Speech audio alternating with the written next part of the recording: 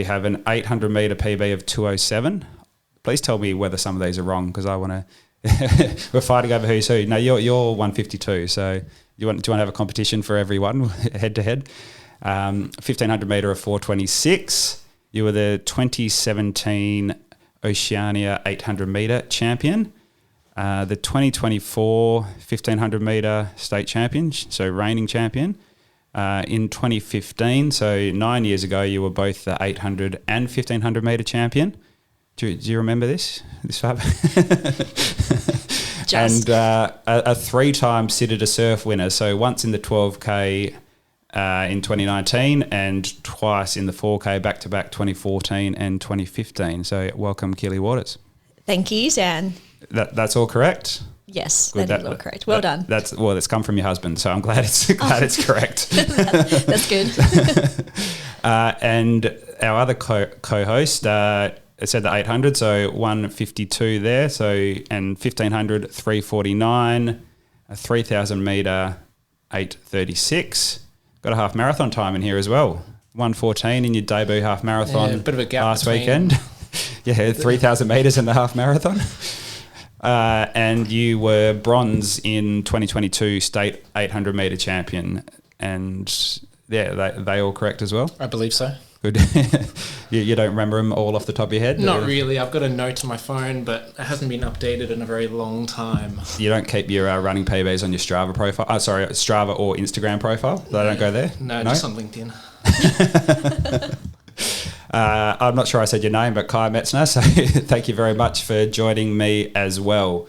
All right, Kai, we went through those middle distance times there, and that's how I know you. But in recent months, you were a heavy feature in the Perth Trail Series podium and did your first half marathon last weekend. So are you a middle distance guy, or are you a distance guy, or you're still trying to figure out what you are? I think it's a bit of an identity crisis that you usually have when you're about 25 years old.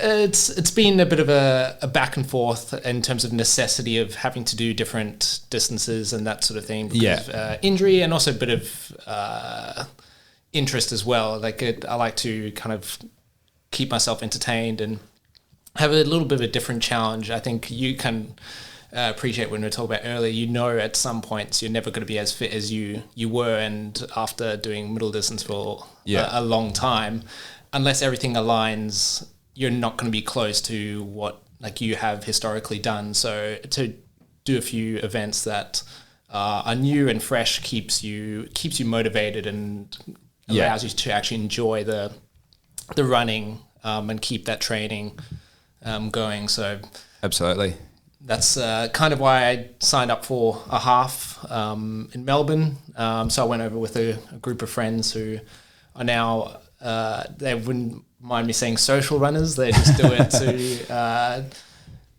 to enjoy the process and have a bit of structure and balance in their work lives. Well, that's the problem when you get more competitive with your running. Like, stuff starts as social as an enjoyment, and there's still a lot of elements there. But then, there are times where it's like, well, why am I doing this? I'm not enjoying this anymore. So to strike that balance and change it up and maybe do some different events is definitely good. Yeah, and it looks like you put a decent block in before that half marathon. Yeah, I think it went really well. I was very happy with the run itself, and the course was really lovely. And I think overall just a really nice kind of holistic trip with a bunch of friends that I used to run with in kind of 2014 to 2017. Yeah, cool. In my very first kind of squad. And I think that's a testament to the community, where I'm still run with them a few times a week, and we can still do these sort of things. All of us have different priorities at this stage, but I think there's always at least one run in the week where you can cross over, whether easy run or a longer run or something like that, which is helpful. Yeah, exactly. Do we want to? Let's consider how a normal training week would look for you guys in summer compared to winter, and then compared to Kai, I guess what you saw your training was like for more distance running, because volume's normally less for you guys because you don't need as much, I guess, aerobic strength, and then it's a focus on the speed and the plyometrics and those sort of things. Yeah, I'll chime in a bit. Mine is very much similar training nearly all year round to some degree. I've probably, been around the traps. I've tried and errored a few things over the last probably 13 years of figuring out with middle distance what works for you. And definitely had a few years where I didn't quite get it right or did a bit too much one way or the other.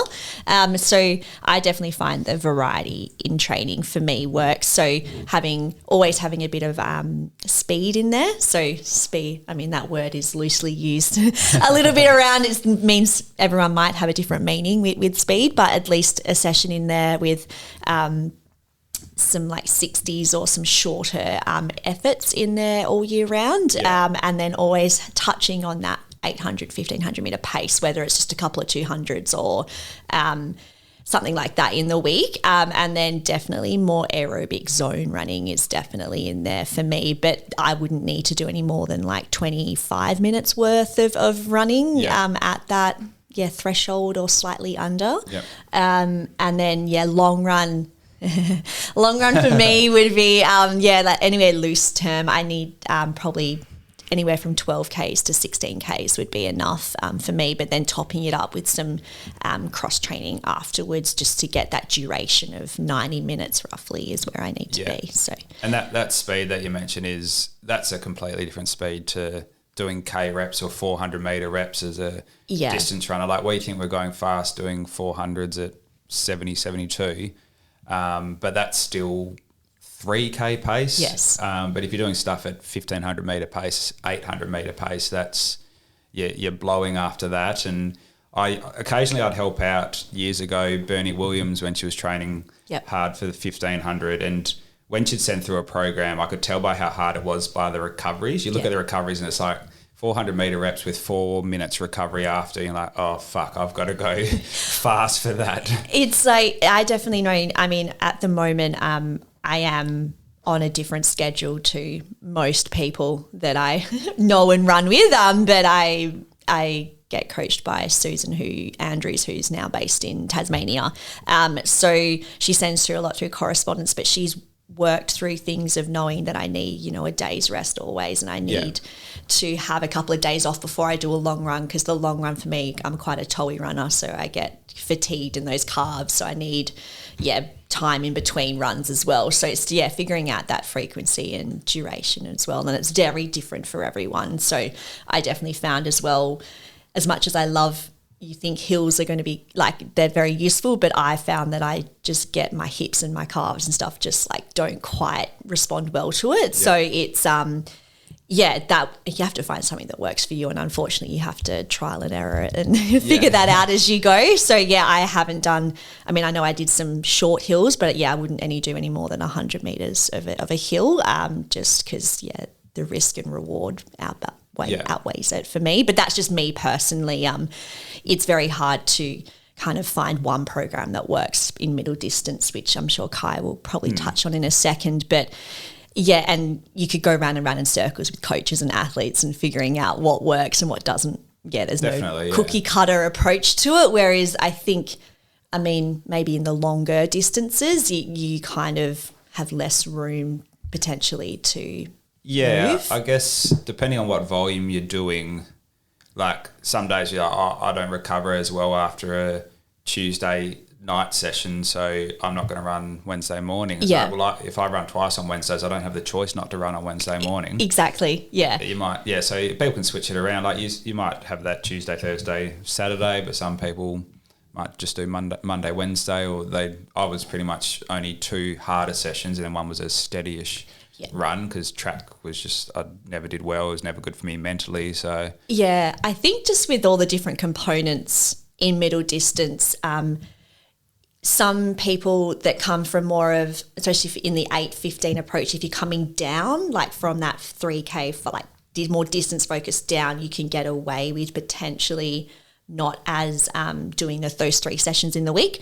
I find I'm coming more in that 8-15 approach. So I definitely need that variety and the rest in between. So I do the 3 sessions in the week.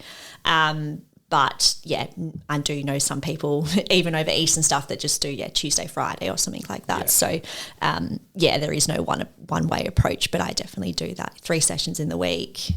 bit of some aerobic stuff, and definitely the gym is something that I can't not do now. Yeah. Now that I've over the 30 hump, I definitely find if I even having 2 weeks off during gym is I come back and especially the calves and Achilles is just, I need that more for prevention than injury prevention more than anything. Yeah, that's good. And so you're saying summer and winter are fairly similar. So you didn't do cross country yesterday, but last year you did, or the year before? No, I haven't done cross country for the last few years. I mean, that's probably I've been working at the events instead as well. So, but it's not necessarily my priority. My goals are definitely in the summer track season. I've been successful in some years trying to balance the winter off, like the road side of things. You mentioned the city to surf win and things like that. So I have touched in it in previous years, but given when I came, I had about 6 months off 18 months ago. And so when I wanted to come back and I went back to Susan, my previous coach, she just said, what's your goals? And I said, I just wanted to try and get as close to that 1500 metre PB as possible. And she's like, okay, well, that's just going to be our focus. That's good. That's going to make you happy and that's going to make you motivated to get up in winter. So she said, there's no point risking those other things along the way. And while I didn't quite get there in the summer season just gone, I'm here or there close to where I need to be. So I think it's just when you have 6 months off, it might take 12 months to get back. So now that I'm probably 3 months ahead of where I was this time last year. So I think if I can be consistent enough, I can get closer to those PBs, which was what I'm after. Really. Yeah. So that is an interesting thing because you were, as we said, you were state champion over 1500. Yes. Are you more, well, you sort of sound you are definitely more time focused. You want to hit certain times, whereas some people might be, well, I want to be state champion or medal in the state championship. They don't mean as much to you? Is that because of the depth in WA middle distance running? Or I think when I go back to 2015 or 2016 when I won it previously, that was a goal of winning. And at that time we had enough people around in those open age groups where the faster times came with winning. Yeah.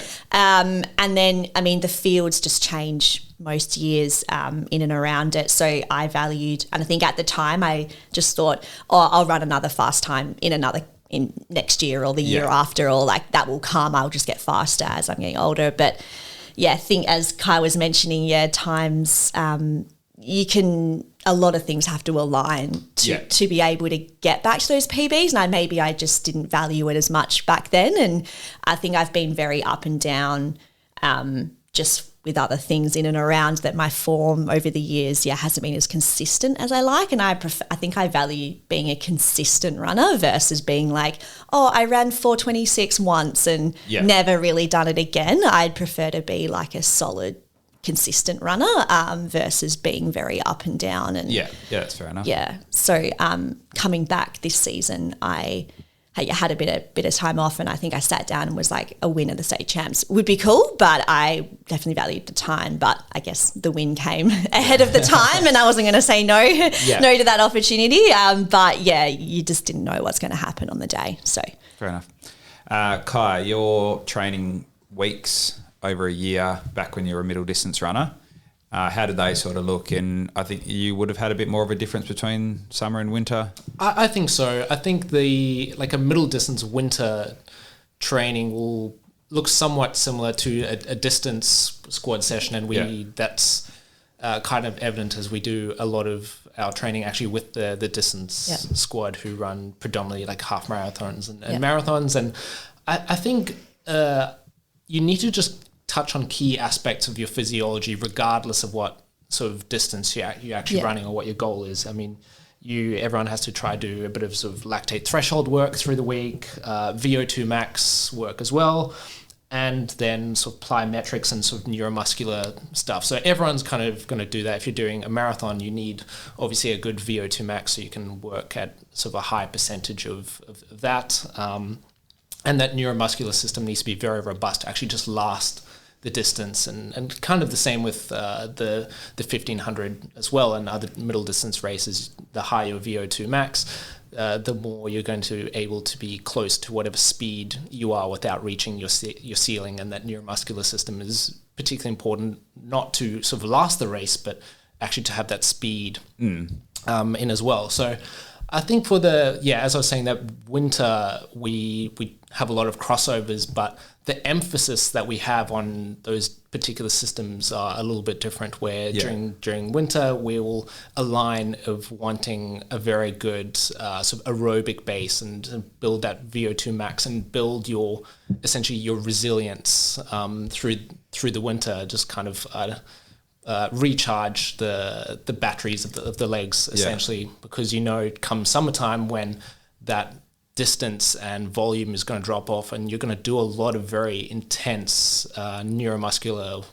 base work, you're going to need that efficiency and the battery to be able to handle those sessions where they're not very far or not very long, but they take an enormous toll on the body because you're working so hard and so close to your ceiling of your upper VO2 max and sort of threshold. So I mainly would do about 6 months of slowly building up that the volume before then, roughly November time, when sort of Athwest starts running some competitions and that sort of thing. We'll gradually work our way down to our squad in particular.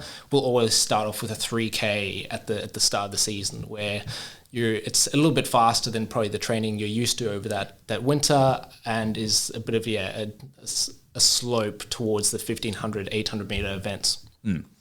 The thing for me that shows how much harder your training can be when you're doing those fast sprints is hearing sometimes that your cool down is just 10 minutes of movement. You don't necessarily need to be jogging. Those Saturday afternoons, you just need to keep moving. And then there was one, I think there was a Saturday Arvo track race on, or I'd just come down to join you guys for a chat afterwards, and was it George that couldn't do the cool down at all? He couldn't move. He was that lactic. He was just done. He was like, no. And you'd started at JTC and had to drive back there because you'd run to UWA, and Ben needed to give him a lift back there. He literally got in the car, and I think they went to the petrol station to get a Powerade instead. So that was the cool down. But those are the stories, I think, in the memories along the way that you build that camaraderie, and everyone's got those different limits, and they get pushed at different sessions as well. So it's it's good.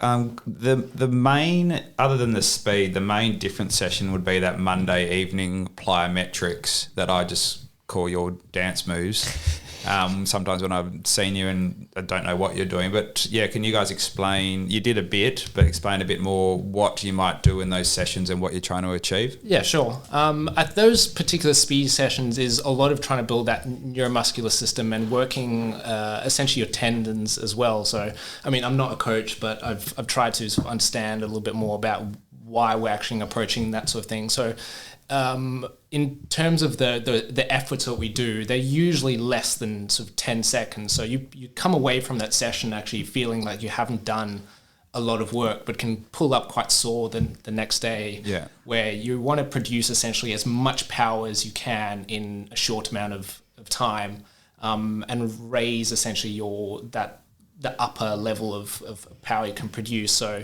we spend that and then have a fairly generous recovery, about 1 to 2 minutes, in order to kind of recoup the physiology, which I won't get into because I don't understand enough about it to provide actually listeners an evidence-based approach. Yeah, see, that again shows that you'll never be a good distance runner, because distance runners need to pretend they know everything or come across like they know everything, try to explain everything, doesn't matter how wrong it is, just say this is why you do it. Yeah, so we'll do a lot of sort of pogo jumps, that sort of thing, to work the tendons, some sort of heavy med ball throws, and then some sprints and some general plyometrics, I think, which has been a focus of ours increasingly in the last 2 years, where there's an underappreciation of mobility and having that range of movement, where it's great if you can produce the power, but if you're limited in your range of motion and how you can actually express that, that's detrimental. So you want to be able to sort of express the power of a larger range, but also it reduces your injury risk as well. Yeah, it's where those dance moves you're calling those hurdle mobility drills that, I mean, some of those videos that you watch go viral on other in other countries, but yeah, we bring out the hurdles and doing those walkovers or doing the other hurdle drills that that go through that definitely helps. And I guess just on the back of Kai, what he was mentioning is ultimately trying to increase that ceiling of that top speed. So you're ultimately trying to run at that better economy. So then if you're running, that first lap at the 800 or something like that, your top speed is slowly lifted. So then, you got that bigger gap between. And to talk to that, there was a sort of an interesting research study that came out, but looking at the top echelon of 800-meter runners, and this one was specifically focused on men at the World Championships, and they wanted to predict and see how they could find out which runners were going to be better placed in that specific final. And all of them have, at that point, if you're getting to the World Championships, you have a very high efficiency, you have a very high VO2 max, but the main differentiating factor was what is your top 80-meter speed. So, of course, during that 800, you never actually reaching that top-end speed, but because that sort of ceiling of power is larger, whatever you're trying to do in that 800 meters, it's just going to be lower in comparison. So that's a very important kind of target goal for those sort of top elite athletes, and why they work so hard on that mobility and power sessions. So I guess, just mainly bring that concept down to the sub-elite level of that we are. But it's definitely a good concept, and it's been a good addition as well, because you just go to the front runner gym and it's a different feel for it's a good way to start the week, I think, as well. It's another group session that people come together for, but you can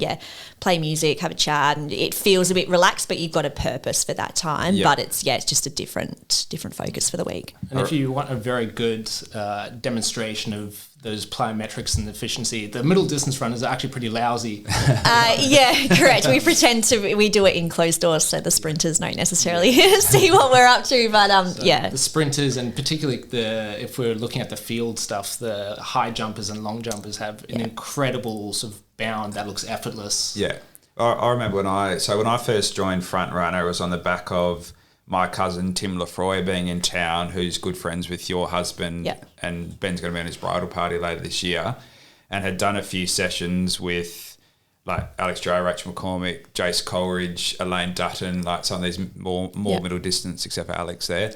And so then when I was like, I'll join Front Runner, get Granny to coach me at track sessions, some of the guys calling me out like, come join us for I'd like these hurdle drills and do some, and like the glutes and the hips are cramping up, and it's like, thanks guys, I'll just go for my cool down jog and leave you guys to this. It is surprising. I think when we first introduced this, probably was it maybe 4 or 5 years ago, or whenever the session was first introduced, I remember the first few sessions, our hamstrings and our glutes, you were saying, were cooked, and we were like, all we're doing is just some like basic drills, but it just shows that it works. Or if you have a break between it and then you come back to it, it's definitely awakening. And we were warned by a very accomplished sprinter, Aaron Breslin, where we went home laughing that we hadn't really done much work, and he said, well, wait until tomorrow. Well, on that topic, it's unfair that you guys do a race, you work hard, and then it's like, all right, back onto the grass track, you've got 20-minute threshold to go after your 1,500 metre race. So that probably a structure of the season, I guess, at the very start of the season. It's definitely part of the training week. I guess if you're racing every weekend or every second weekend and it's only 800 or 1,500 metres, it's hard to get that build that you need to peak in March or whatever you're aiming for. Yeah, it's definitely part of some coaching philosophies that, you can still fit some work in while you've, I guess, you're warmed up, you're primed. You may have just done a 800 or a 15 or even a 3K. Would you maybe not necessarily do a workout up to 3K? 3K is the probably limit, but definitely 800, 1500. There's something that, you can tap into while the body has got that a bit of adrenaline and it's working hard. You can top things up. So then the Saturday or the Sunday, you can, it doesn't disrupt the week as much, just to keep that consistency going as well. What do you think of people that might be doing distance training, and then I guess it comes down to the enjoyment where like, well, I think it's going to be fun to race a 1500, but they're doing the same training that they're doing for a marathon or a half, and then trying to apply that to an 8 or a 15 is like you can get through it because it's a short distance, but you can't race it well necessarily or reach your potential compared to being focused in your training. I think there's two different kind of aspects to look at, where we can either look at sort of the experience and sort of mental side of racing or the physiology itself. I think for a distance runner, if they wanted to run sort of a middle distance race, even like 1500, 3K, even sort of 5K, which would be, I guess, the upper limit if you want to call that middle distance. I mean, they'll have fitness and they'll have speed, and what they're going to do in the race probably isn't their top end speed. So I think in terms of the physiology, they've got most of the ingredients there. Yes, perhaps there's a bit of speed and specific race work that they may not have, but they should be able to execute it well based on their physiology. But I think that the other side is that race experience. I mean, Keely and I have been racing sort of track for probably about sort of 10 to 15 years now, and every single race, like to start off the season, I find out I have to relearn how to run a 1500, even though I've done it so many times. So for someone that's done sort of distance training, I wouldn't tell them that they should be sort of scared, because the physiology will most likely be there. Yeah. But it takes an appreciation to build that racecraft and learn what it should feel like to run that distance. I mean, a 1500's tough, where it should hurt at every single point. Meanwhile, if you're coming from the perspective of maybe sort of 10K or half marathon, you have to wait for the fatigue come to you rather than the other way around. Yeah, no, good. You guys are both very, very smart people that have shared a lot of knowledge there. So we probably went down a tangent that probably weren't really sure that was going to happen. All right, so we are lucky enough to be joined this afternoon by Jesse Hunt in the middle of what is shaping up to be a very busy and successful summer on the track thus far. Thanks for taking the time to chat with us today, Jesse. How's it going? Yeah, good. Thanks very much for having me. Really appreciate your time and just happy to be here. So, you're very welcome. I haven't had the pleasure of meeting you because I haven't been in Perth for too long, and I believe you were already off in the US when I'd moved across here, but heard very good things from my coach, Raf, so we thought we better get you on because you've had some really impressive runs, particularly over the last few weeks. Oh, yeah, thanks. Yeah, it's been a bit of a whirlwind last 3 or 4 weeks, and it's all exciting and just continues to change our expectations. And, yeah, it's fun. It's honestly just been a really fun last couple of weeks, and excited to continue to see where it all goes. So, yeah. Yeah, so we certainly want to chat about all your recent racing, but just to keep things pretty chronological, we might sort of jump in and start with how you got into running, your origin story. So tell us a bit about when you first started running. Yeah, sure. Yeah, so started through the Little Athletics programs in Perth, down at Karrinyup Little Athletics, shout out, back when I was about 10 years old, and progressed through that system and moved to being coached by Martin Kennedy and Matt Laspina, and just throughout high school and through the Little Athletics programs, just developed. My dad ran a couple of marathons and just always said I could be good. So just progressed, and then obviously went to seniors and down at the Friday night track events there every week. So eventually towards the end of high school, I moved to Tony Chamberlain's training group. His son, obviously Ben Chamberlain's a pretty notable runner in the Perth community, and just really wanted to be around him and all the other guys there. So switched over towards the end of high school, and then kind of looked towards college recruitment and went from there. Yeah, very good. And was it always running? Like you said, you started at Little Athletics. Any talent in the throws or the jumps or hurdles, anything like that? Oh, no, just a lot of fun. It was always running was the number one thing. I did triathlons for a little bit, but never could really get a hang of the bike or anything like that. So, just and eventually narrowed it down to middle distance, long distance running, and the rest is kind of history. So. Yeah, very good. And were you always showing a bit of talent, say like through the school, primary school, high school? Were you making sort of the state teams, running cross country and that sort of thing, or was it more of a sort of a slow progression? Yeah, definitely like a slow progression. I was making the teams and all that, but on the national level, I would never have much success, and I think that was a really big reason that I took an extra year after high school. I really wanted to, go to the US and go to college and go to a really as good of a college as I possibly could. So I thought, all right, I'm going to take a year. I'm going to just focus on running primarily and get a bit of university credit at UWA, and just tried to lower my times. Ended up running, I think, 3:49 in the 1500, and I was second at Zatopek that year in the under 23K, and that kind of springboarded my college recruiting because, coming right out of high school, I probably wasn't ready to go to as good of a school as I wanted to go to, and so it was a bit of a slow burn, a bit of a late bloomer, but just still had that focus and had that goal. So yeah, that's very impressive. So, University of North Carolina, is that correct? That's where you went to school? Yep, that's correct.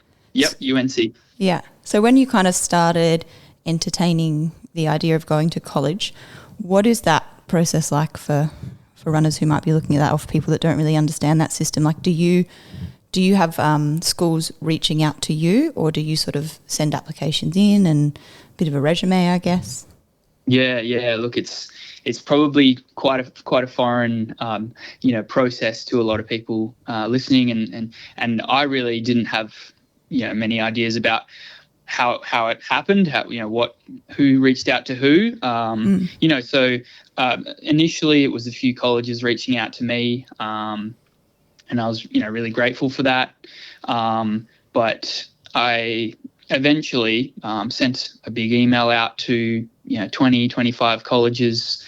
This is who I am. This is what I'm doing. I'm currently in university and I'm looking to transfer over to the US, and these are my times. I put together like a little YouTube, of my races, and so they could see how I was, how I raced and what events I'd been up, doing. And yeah, so it was honestly me driving a lot of the process, especially for the colleges that I really wanted to go to. I kind of recruited myself, and I know that it's really different depending on who you are and your accolades. I know, some guys get all the offers and some guys get none, and then, plenty in the middle. So that was me, and I just eventually narrowed it down to a couple of colleges, and UNC came out on top, for a variety of reasons. But and UNC, a Division 1 school?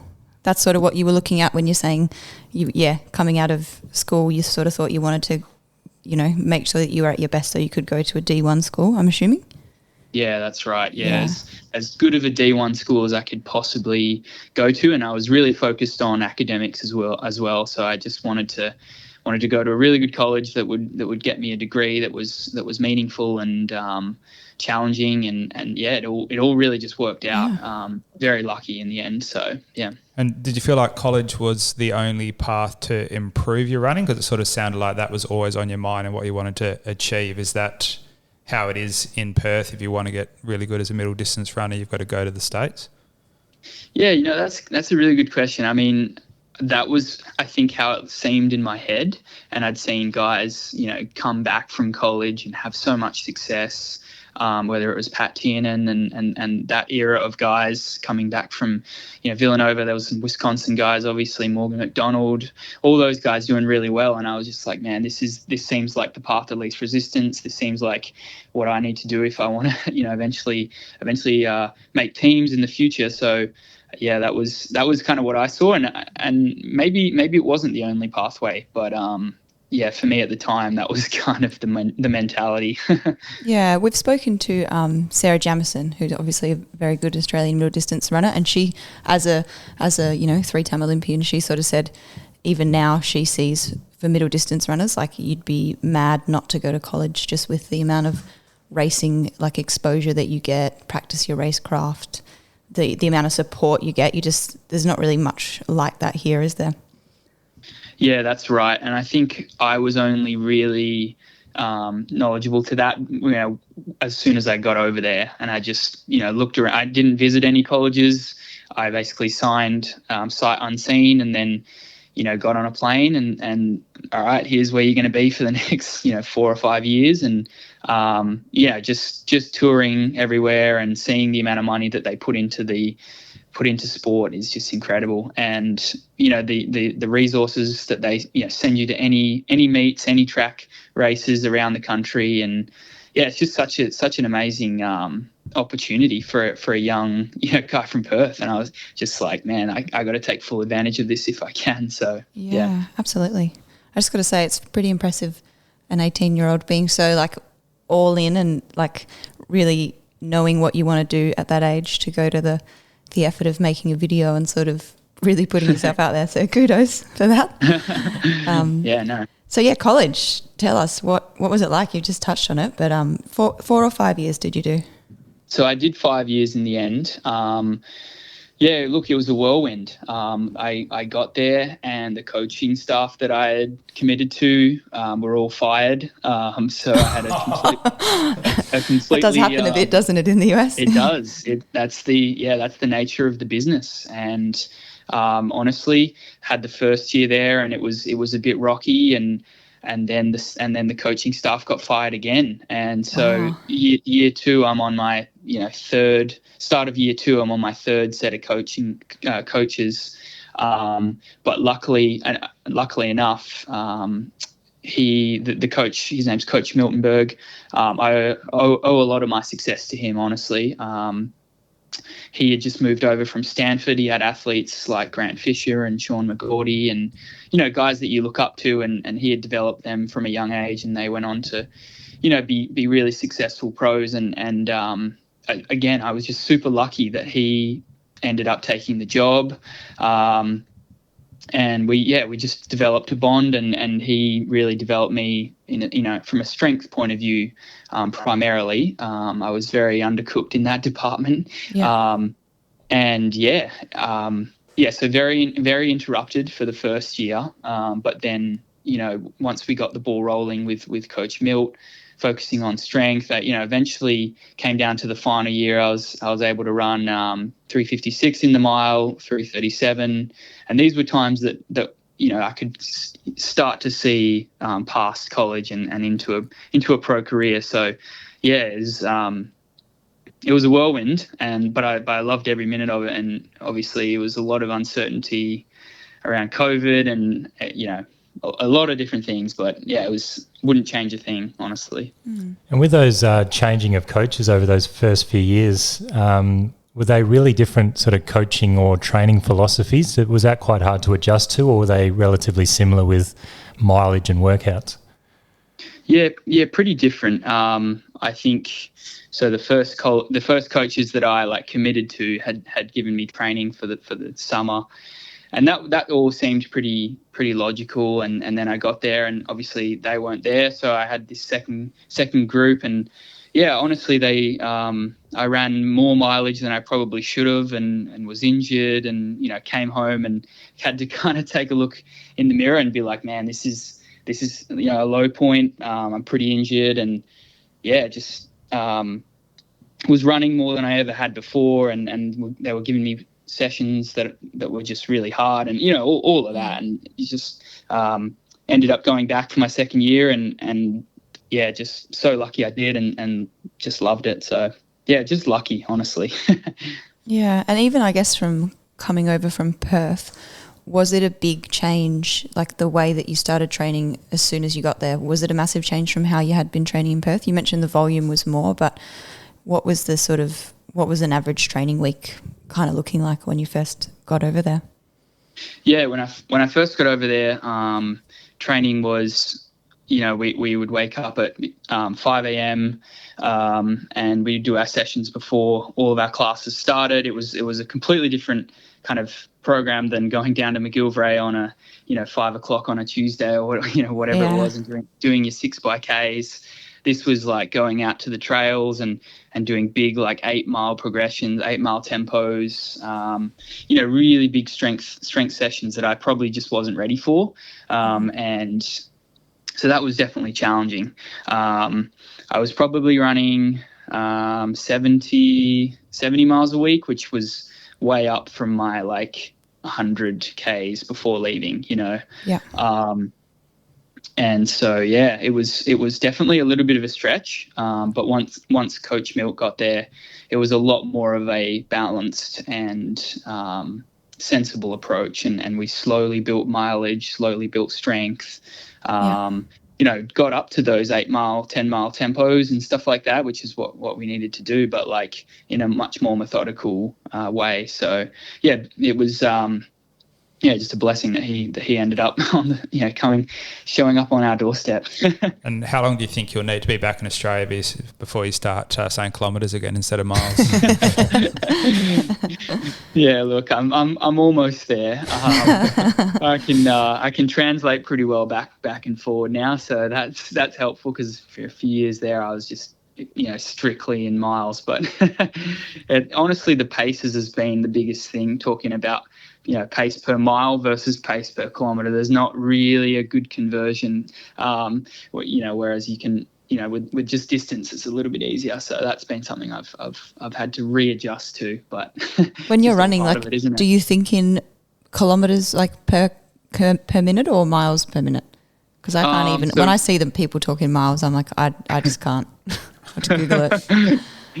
I think like initially I was in definitely in miles, so minutes per mile, but now Craig, Coach Mottram, he just talks in kilometres, and there's really no option. So his way or the highway. It's his way or the highway, exactly. So I've just learned to it, and honestly, it's really different running here than it is over in North Carolina. It's very humid over there, and so it's honestly it's just like a very different training environment. And so honestly, I think like changing your like mileage and pace, adjustments like that is just like makes a lot of sense, especially in this new environment. So yeah. So Jesse, that 3:39:47 you spoke about in 2021, I think that's, to my knowledge, the 4th quickest time at UNC. So you'd have to be pretty proud of that. Was there a particular race or experience during that college time that really stands out? During would you say like the whole college experience? Yeah, was there sort of like a particular team performance or an individual performance that you were sort of really proud of? Yeah, definitely. I think basically all my training culminated in having a really good final year, and that was my 5th year over there. So 4 years under Coach Mill, and it was only at that point that we started to see some kind of success, and we just really had to trust that the training would eventually culminate in success on the track. I'd say indoors, I had a lot of fun racing indoors, and ended up winning an ACC title, which is like our conference in the mile. That was really special, something I was working for and really wanted for a long time. And then I think a couple of really, really fun races were running the DMR indoors with my teammates. We were all Americans last year, and then coming into outdoor season, I ran 3:37 early in the year at Wake Forest, which is a university close to North Carolina, and then honestly, the final race of my collegiate career, I went to Austin, Texas for the NCAAs, and I was 6th in the final, which doesn't sound glamorous on the surface, but I was racing some really, really good guys, and was honestly really happy with that. And that was kind of something I was working towards, and I had thought that, like, man, if I can make the NCAA final, if I can be like a first team All-American, so like top 8, then this like dream of going pro could actually be realistic. And I'd run 3:37, so I thought maybe I could, but it wasn't until I made the final in Austin, Texas, and you know, ran solidly that it really was feasible. So yeah, and this may be like maybe a bit of a big question, probably something you may not have even comprehended, but when you look at your whole kind of college experience, and you've mentioned the first 2 years and then a change when you had your coach Milt, do you think, like, is there anything that you can kind of identify in the whole college process that is like a game changer compared to sort of staying in Perth? And even with your coach, like, is it just that, you know, when you really kind of gel with a coach and you do sort of, as they say, trust the process, and you can kind of see the progression, was it just more that quite straightforward, or is there something about college that just makes it just on another level compared to training back home? Yeah, I think it's probably a few things. I think first of all, like, racing in the US, you know, you get really calloused to tactics, and you get really calloused to a high level of competition wherever you go. And I think at first that's pretty scary. And I think, you know, you second guess yourself, and you often ask, like, man, am I good enough to race against these guys? You see, like, you know, the best colleges, NAU, you see someone lining up to you, you know, next to you, and they've got a NAU jersey on, or they've got a Stanford jersey on, and it's like, man, these guys, you know, so there's a lot of self-belief that comes with it. And I think that was something I really worked on with the coaches, and just believing I belonged at that level, you know, didn't really happen until later in my college years. And maybe that was a maturity thing, maybe that was a training thing.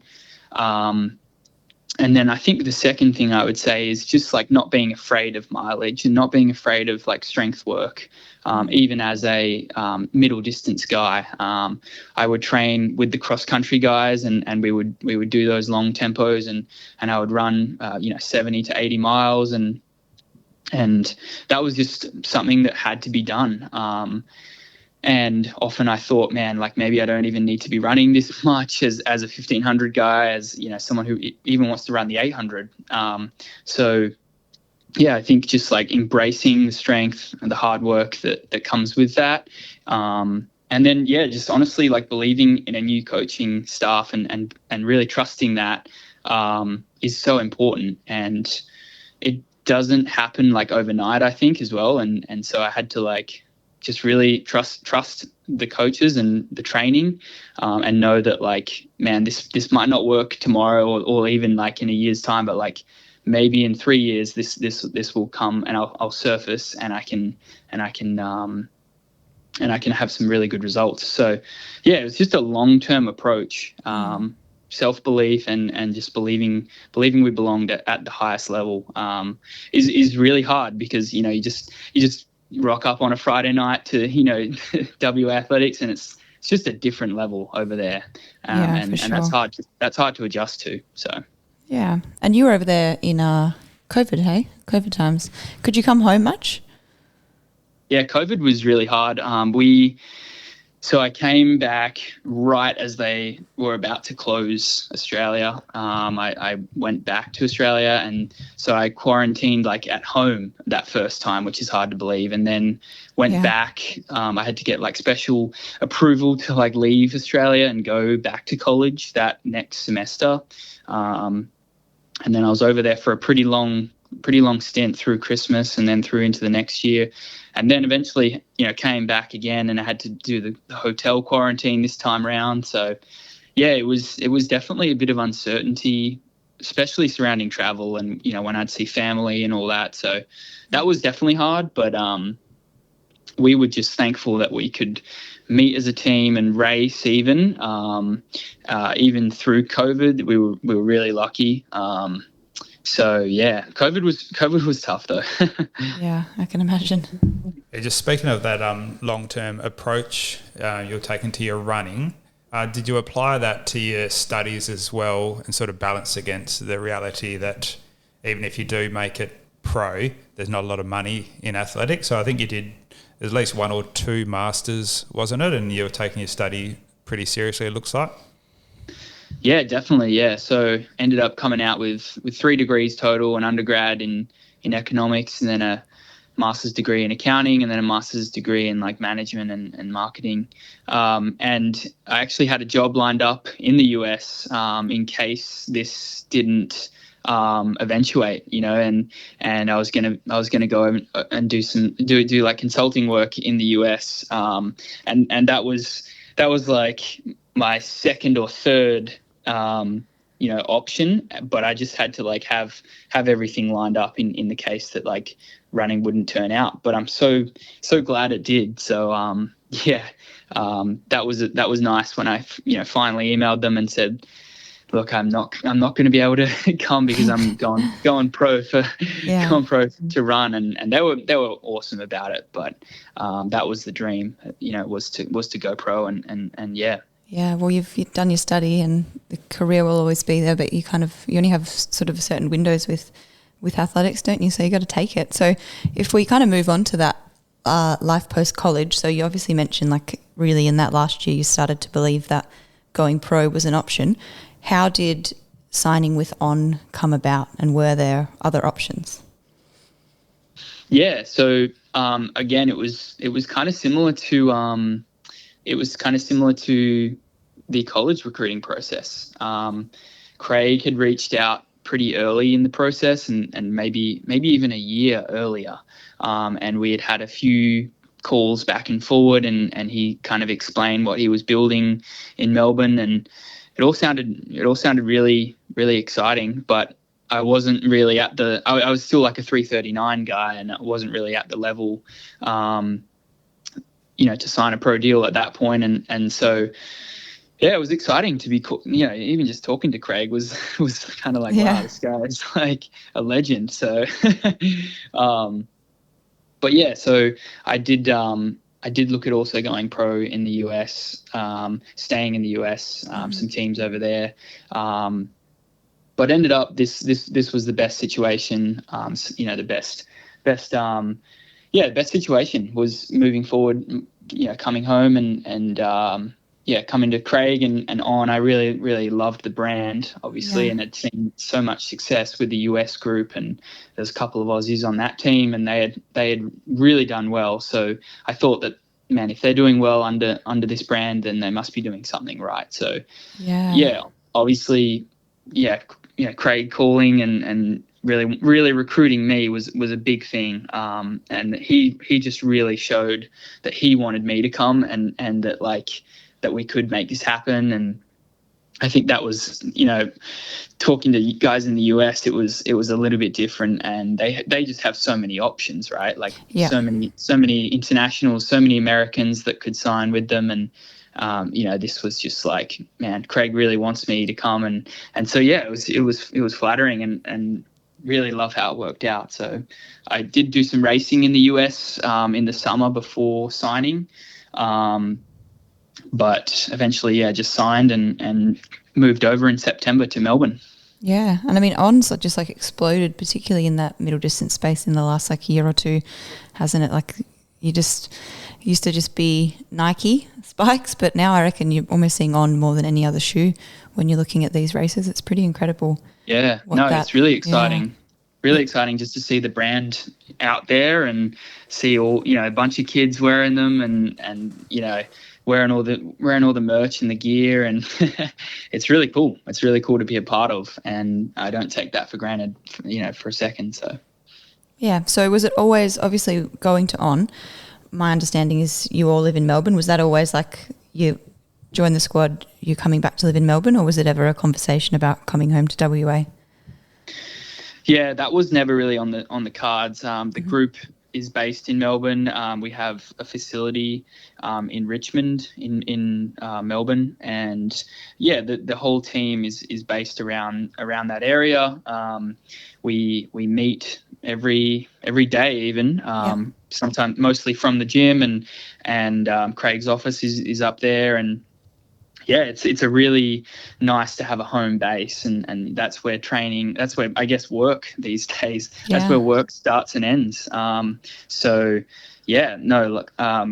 There was never really a conversation about coming coming to Perth, and just because of, you know, the infrastructure, and this is where Craig is, and this is where the team is, and I think, you know, running at the end of the day is for me at least a team sport, and I want to be with teammates because they make me better, and I, you know, can potentially help others, you know, be better, and that's really cool to be a part of. So it's quite unique, isn't it? Because that's how it's done in the US, right? Like with those squads, everyone does live, well, most of the time in the same spot, but we just don't really have that that culture, or that's kind of not how running is done in Australia yet, is it? But it's, I mean, just looking at, you know, the summer thus far, the team's doing incredibly. Like everyone from that squad is running so well, so you're doing something right.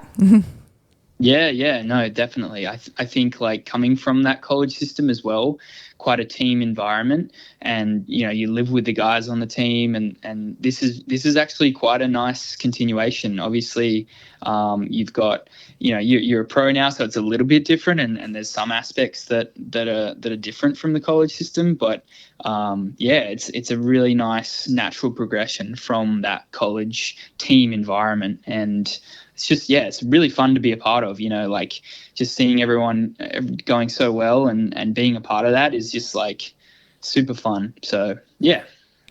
So, Jesse, you signed, I think, in December-ish last year, and then sort of in that time you've managed to get PBs in the 3,000, the mile and the 1,500. Do you put that sort of progression down to just living that professional life and not having to worry about studies and those sort of outside stresses, or just sort of a change in training? Yeah, I think it's definitely multiple factors. I think the first thing is like a trickle-on effect from my college training. You know, you don't make or break, you know, your training and your performances in 2 months or anything like that. So I think some of it is like, this is a continuation of the work that I've been doing for the last 5+ years, you know. And then I think secondly, it's like, as you said, now I don't have to go to class. I don't have to like, you know, do any homework. I just like go to the gym, come home, have a nap, eat, have a nap, and then double later in the day. Like that's pretty much my whole day right now. And yeah, look, it's like, it's a privilege to be able to say that, because I know like many pros don't have that, you know, ability to live like that. So yeah, I'm just trying to at this point live as good of a life as I can, focusing as much on getting the most out of my body. So yeah, that's pretty much it. Yeah, absolutely. So I know you've been racing a lot in the last couple of weeks, but what would sort of a standard training week look for you then? Yeah, so Monday I do a double, 14 and 7. So more like an hour and 30 minutes. Do you have to round it up to 14 and 7 like I do, or do you do it by time? Well, Craig puts in 14 and 7. It turns out to be maybe a little over an hour. So not trying to break any records, you know, just running 420 to 430 pace, keeping it pretty chill. And yeah, around 30 minutes to 32 minutes, you know, for the afternoon. You know, we're not too picky about pace and time. It's just about getting the mileage done. But Tuesday morning we'll do kind of more of a strength workout, whether it's Ks or something of, you know, something similar. Wednesday will be kind of a long, you know, medium to long run. And then, you know, the rest of the week is a little bit dependent on whether we're racing, what the current, you know, situation is. Sometimes we do hills on a Saturday and then long run Sunday. Sometimes we change it up and we might do a session earlier. So yeah, it just like really lends itself to the fact that we are very, you know, we're pretty flexible. Like at the drop of a hat, Craig can change things because this is pretty much what everyone is focused on, right? So it leaves the opportunity to just like even tweak things a little bit, whether it's a day here, a day there, and get the best out of our training. So yeah, running like 140 to 150 Ks right now, which is a little bit of a step up from college again, which I think is a good natural progression. But yeah, it's a little bit of a different training program as well. A lot more, maybe a little bit more doubles, and in college I would take a day off every week. I would just take one day completely off, whereas this is it's probably more doable because we're not doing anything else. We can run every day. So, and we have a great treatment staff around us as well. Physio and that we see him a couple of times a week, and that just keeps everything at a neutral point. And we can work as hard as we can based on how well we recover, and that's a big part of that as well. Sounds like the absolute dream for all of us listening. Just having physios and things like that would be pretty amazing. Shoe-wise, do you have like a set rotation of like sort of favourite shoes that you work through? Yeah, definitely. I think I try to keep it pretty simple. I know guys and girls on the team really like to go through the whole on lineup. I just prefer to keep it pretty simple, and I wear the Cloud Monsters for pretty much every non-session run, I guess, and then I use the Echo Booms for my training flat, I guess, and then the Cloud Spike 10,000s for everything on the track that requires a bit more speed. So yeah, pretty much 3 shoes for me. But the Cloud Monster 2s I've been trying out over the last couple of weeks, and they seem to be really, really good as well. So yeah, I'm excited to keep working with those. Any inside knowledge on when they may be released to the public? Matt's hanging out. And are you US 13? I'll have to let the guys know. So I think the Cloud Monsters 2s maybe just released to the public, but I will potentially have to get back to you on that. Matt's literally just pulled up Google. I think he's going to buy a pair while we're continuing to interview you. And yeah, if you're using them for all your easy runs, I assume you've got sort of 2 to 3 pairs, and if you're doing easy doubles, you're switching your shoes between morning and arvo? Actually, no. I typically just go with a single pair of shoes, keep it super simple. We have guys on the team, though, that will use the Stratus for a morning run, Cloud Stratus for the morning run, and then the Monster in the after, and they'll get really, really kind of technical about like, oh, this is the best shoe for this, which I really respect. Yeah. But for me, that's just like too much to think about, and I just prefer it to be simple and leave the rest to Craig, honestly. So yeah, and that's definitely a rabbit hole that people like Matt go down, trying out all these different pairs of shoes rather than just finding something that works. It's a good approach, though. Less decisions, less energy used, Absolutely. more energy for training. Yeah, exactly. No, and I do respect it, because I think there's something to be said about like keeping your legs guessing and your feet guessing maybe, and like trying different shoes to get a different like reaction maybe. I don't know all the technical terms, but yeah. It's like a bit of like changing how you strike the ground and leaving different parts of your legs. And that's my excuse anyway. Yeah. That's a good enough excuse, I guess. That's right. Yeah. All right. Well, as we sort of touched on at the beginning, you've had a very, very impressive month, or a bit more than a month. So you mentioned 3:37. You ran that in college, and that was your PB up until Feb.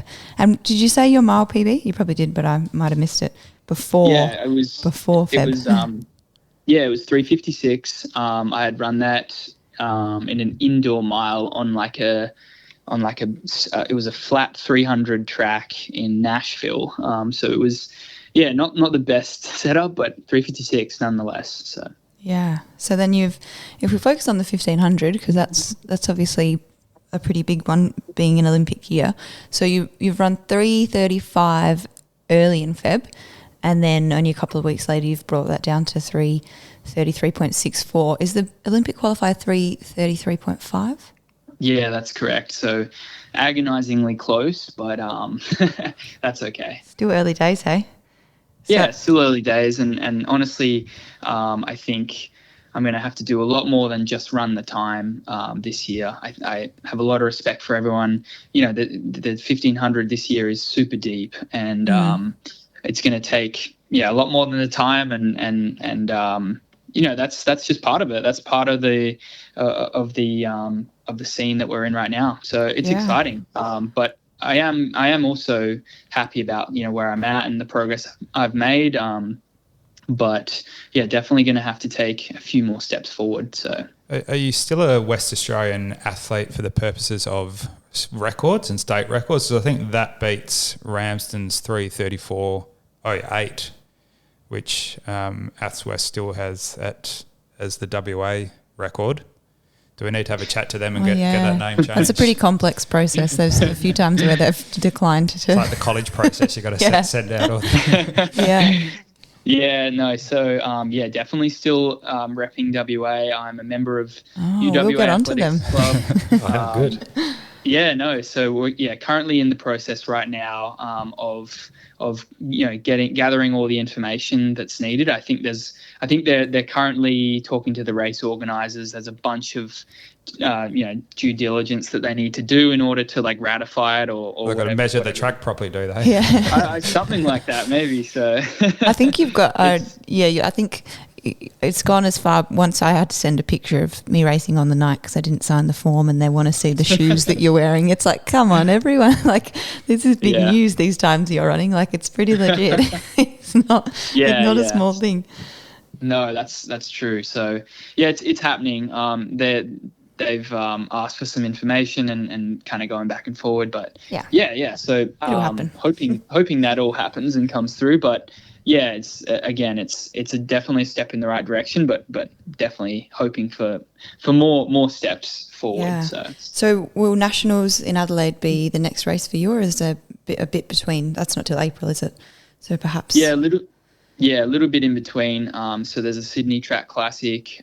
There's a couple of options there. I know there's the National 3K, and then there's some other events that could be, you know, potentially even a better lead into Nationals. And then a couple of days later, also in Sydney, there's the Australian Mile Champs, which I'll be targeting as well. And that kind of leads into Nationals, and that'll be kind of the second block of racing. You know, those two races, potentially both of them. I'm not exactly sure. Going to have to talk to Craig, but obviously Nationals is the next big target, and everything is kind of with the goal of peaking for that and doing as well as I possibly can for that. Yeah. And do you think this far ahead, or is this all left with Craig? Like, is there any sort of thoughts or talk about heading over to the US or to Europe to keep kind of, as you said, the time is quick and there's a lot of guys in the mix this year. Do you kind of have to keep you know, proving your fitness and showing that you're consistently performing at that level? Yeah, I think that's one of the best things about having Craig as a coach is that he's done this before and he's had so much experience at the highest level. Obviously the selectors are looking for current form and all of that. So, you know, that's something that I leave up to Craig, and I'm just kind of focused on every day, you know, day in, day out, doing what I can. But definitely the plan will be to post Nationals, go abroad and race in Europe and potentially in the US. But I'm not exactly sure. It's quite a fluid situation, right? And I'm not exactly sure what that looks like right now. But yeah, that will definitely be on the cards. So yeah, I guess you just keep showing up to work every day. This is your job. Keep doing what you're doing, and yeah. Yep, that's the way I think about it. Exactly. So it's fun. It's really fun to just be doing this. So yeah, and I mean, obviously, as you said, this is your job. So do you may not think this far ahead, but is this kind of your plan, is to be, you know, running for as long as you can and sort of just trying to get the best out of yourself? You sort of see yourself doing this for quite a few years to come? I think that's the plan. I mean, I'm not really focused much on any further than this year, so I can't really, like, I'm going to have to reassess as the years go on and even later in the year.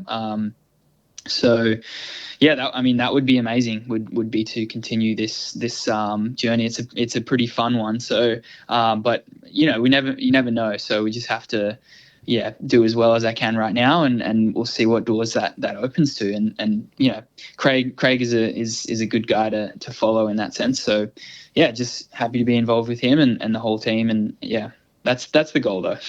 Yeah. And Jesse, the normal progression is you sort of do your time on the track in your early years, and then in time sort of move on to the roads. Is that something that interests you to potentially increase the distance later on, or just purely focused on the track for the moment? That sounded quite definitive. Yeah, definitely no. You're no marathons in your future. No, I really have loved being on the track, and maybe my answer will change, but I'm solely focused right here on this, and but do not see myself going to the roads. I think that takes definitely a special type of athlete, and I think I may not be as efficient as that requires over the longer distances, and that's just the way it is. Maybe if I went and ran 200 Ks a week for a couple of years, that would increase my efficiency, and to the point where I can run the 5K, run the 10K, and potentially go longer. But when I'm not too focused on that right now, but not very interested in doing anything that long. Surely you got to have a crack at improving that 5,000 meter PB. It's a bit of an outlier. I think that was right at the end of a COVID training block, and it was just a really fun time going down to the stadium and having a crack. So I haven't run the 5K in since then, and honestly don't plan on it. So that'd be a few years away. But I mean, maybe Craig will come to me and be like, I think this is the best thing for you. So maybe I have to just wait and see. Well, he had a pretty tough experience with his marathon debut in London, didn't he? So he's probably going to scare you off. Sounds like he doesn't need to. Some of the other guys. What about, obviously running is sort of it for you at the moment, but any hobbies, or what do you like to do when you're not training or recovering? Yeah, that's a tough question. Honestly, don't really have any hobbies right now. Running is my hobby. I'm not very well rounded at the moment. I just want to be as sharp as possible, and solely focused on what I'm doing right now. So I again, very lucky to be able to say that, and I don't take that for granted. But I guess as soon when I finish running, then I can look to what's next, and obviously excited to use my education, going forward. But right now, nothing else takes my time up pretty much. Maybe not hobbies then, but what would you do to unwind when you're not actually napping? What do you do to sort of switch off and relax? A lot of it is just time spent in bed on the phone, or I like to say reading a book, but a lot of it is just kind of relaxing in bed, hanging out with whoever I'm living with at the moment, and just relaxing on my phone. I know that sounds bad, and I don't condone that, but I feel like a lot of people say that, but I think everyone spends a lot of time on their phone these days. It's bad for people that do that instead of doing other things they're probably meant to do. But if that's your relaxing time and all you're doing is running and you can't run, then I think that's fine. Yeah, I think I heard someone say like everyone talks about like having balance in all areas of life, but it's a pretty unique opportunity that you've got, and maybe in the scheme of a whole life you're going to find balance, but you've got a pretty awesome opportunity, so you've got to run with it while you can. Hey, that's my mindset pretty much. There's going to be time for balance and all that, but right now solely focused on this, so that's a lot of fun. All right, well, you guys got any last questions for Jesse? Or Jesse, do you have any questions for us? Who are you guys? No, honestly, since Raf connected us, I've been listening to the podcast and excited to continue following. So, love what you guys have been doing for the WA running community. And I think there's a lot of talent coming out of WA, and even if it's not at the highest level, it's really fun to see you guys highlighting, things at the community level. And I think that's that's all fun for us as well. Like these are the people that I'll eventually go to all these runs and do all this. So yeah, I think just kudos to you guys for continuing to expand the running community and doing your bit. So thank you very much. Oh, thanks, Jesse. Yeah, we'll have to, next time you're in town, we'll have to organise a community run. We had our first one on Friday night. It wasn't too bad. Oh, great. Yeah, no, I'd definitely be into that. So just let me know. All right, Thanks, guys. We'll let you get back to bed and your phone, and I'm sure we'll keep in touch, and we really look forward to seeing what you can do over the rest of the season. Wish you all the best. Yeah, sounds good, guys. I appreciate it. Thanks for the time, and yeah, talk to you soon. Yeah, Thanks, see you Jesse. later. So- Thank you. Bye.